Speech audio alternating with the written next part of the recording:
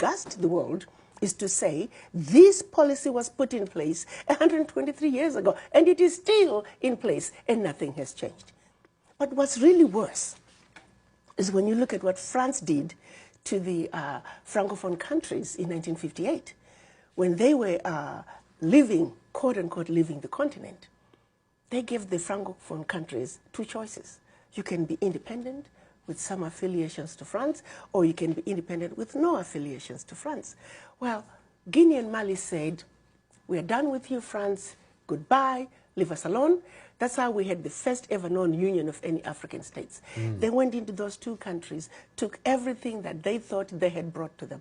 History tells us they even took the last cup, teaspoon, chair, and proceeded to pour concrete into the sewage pipes, completely devastating the two economies, simply because they refused to be affiliated to France. But what they, and also the Sékou Touré, then president of Guinea at that time, he looked at the pact that France was making the Francophone countries sign.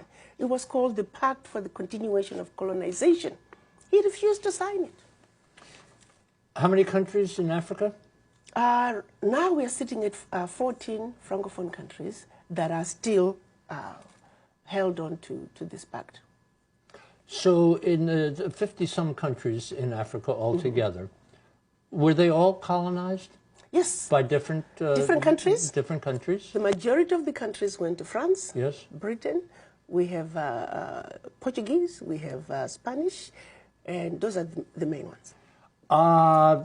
You used the word looting before. Yes. The looting continues to this day? To this day, it continues, but it has a different name. So tell me what the name is.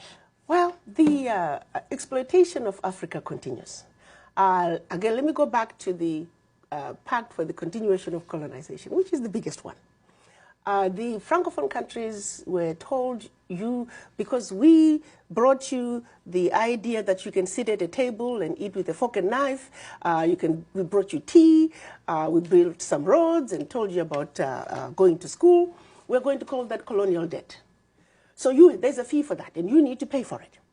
They were also told that you must speak French as your official language, and it must be your language of instruction in schools, and we will be the one to design your educational system. And then also, your money.